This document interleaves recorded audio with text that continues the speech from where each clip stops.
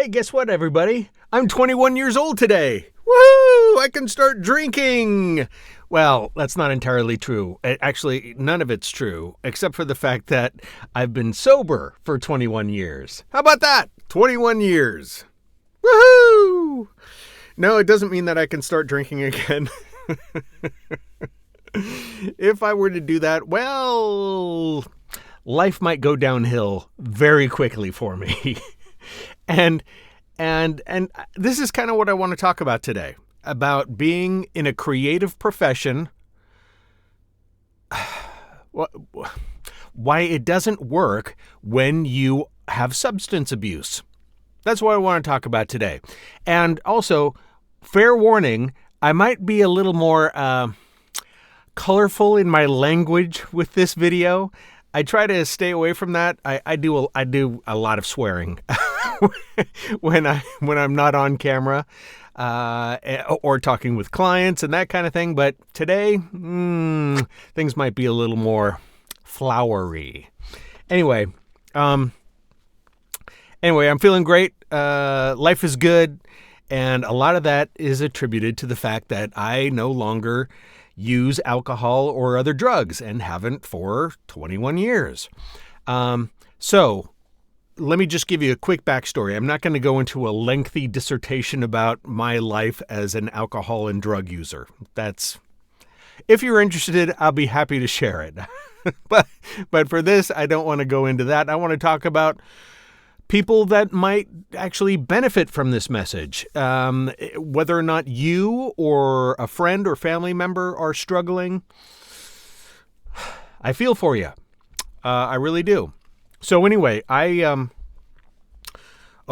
let's see. Shortly after I got into playing music, well, no, that goes back to elementary school, and I didn't start using back then.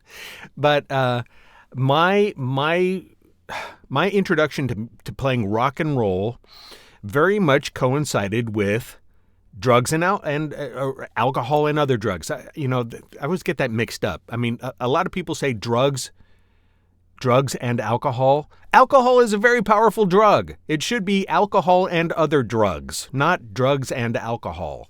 Anyway, that's just my opinion. Anyway, so as much as I enjoyed playing guitar and improving and becoming pretty good at it, I was also very much into the fantasy world of being a rock star, leading that lifestyle.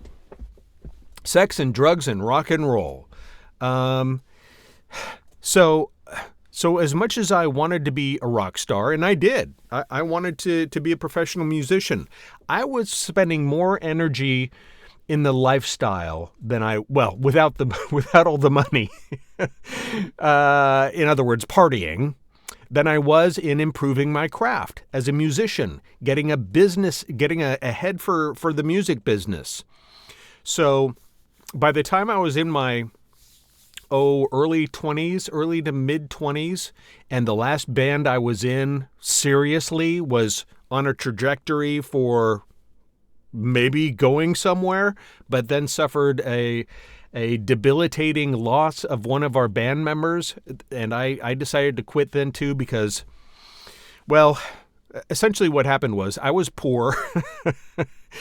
I had a day job, and I just got sick of it. I was boozing a lot. I was one of those players that kept a bottle of booze in my guitar case, all those romantic, semi-romantic bad boy image things about, rock and roll. To some extent, I was trying to be that, and it wasn't really me, and there was a lot of conflict within me, so I just drank more. So anyway, what happened was the band broke up, and I pretty much put down my guitar for years. All of my creative energy was just zapped, so I just started working what you would call regular jobs. That went on for years and years and years. I didn't play, I didn't make music, I didn't act, I didn't do anything. So finally, a couple months before my 40th birthday, I had enough. I had tried so many times to quit, I lost count. I tried so many different things, I just had to realize that my way was not working, and I didn't know shit. And I needed to straighten the fuck up because my wife was going to leave me. My plumbing business was, I was hungover or intoxicated, not all the time, but enough times so that, yeah, it's problematic.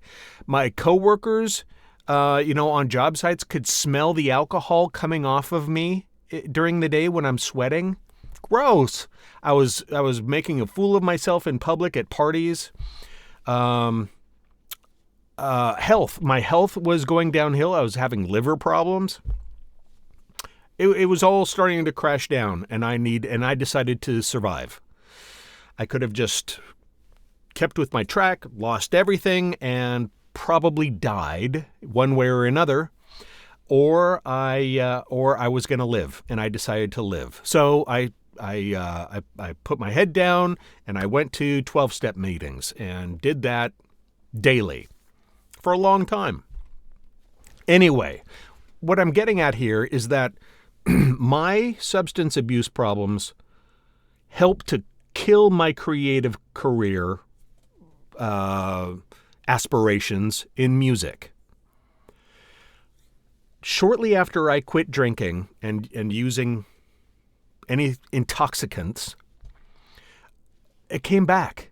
My creative fire started to come back.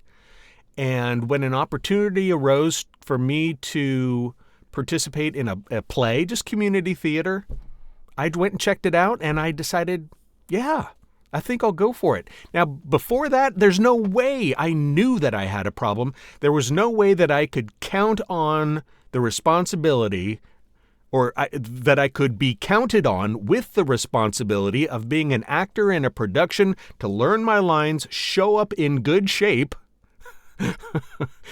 and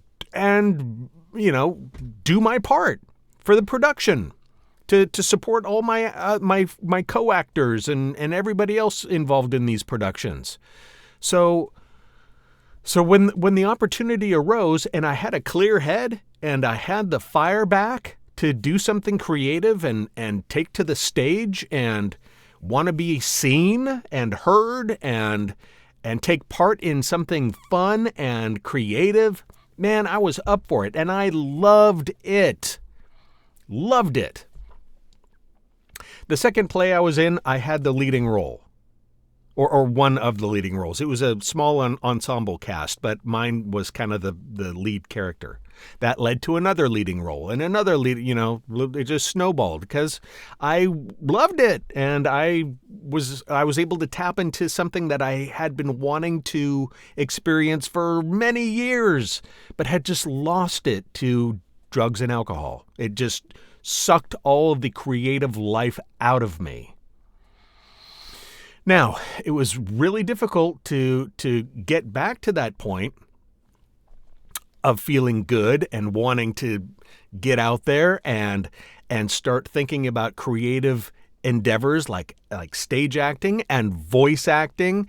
And I was in a community chorus. I was singing with 70 other people and holding up the baritone section, and live performances. There's no way I could have done any of that when I was intoxicated. Because when you're intoxicated, either you're, in the throes of your intoxication, or you're recovering from it, which makes you, hungover and, just a fucking miserable blob. So, I was so happy to be free from that, one thing led to the next. And because of that, I was energized, I was invigorated. I could see a path where I could have a creative career again. And that's when I really started going after voiceover. And I was able to show up, and keep at it and put a lot of energy into it and keep showing up. And there are so many It's garbage truck day. Let's let that pass. There are so many reasons why being, well, I'm going to say a creative individual, somebody who makes a living off creative endeavors, it really gets sticky when you're trying to nurse an addiction of some kind. Of course, it's difficult for any type of job, but when you're working as a freelancer, you're working for yourself, and you're trying to run a business, you've got to be sharp. You've got to be prepared. You've got to do what you say you're going to do, show up when you say you're going to show up, and just be the best that you can be at any time. Whether it's in a directed session, driving to another studio to work, there's a myriad of things that you really need to be sharp for. And, meeting deadlines and auditioning well, performing well, it doesn't go very well with somebody who's intoxicated or living with that kind of strain. Working in that kind of a lifestyle, it demands sort of consistency.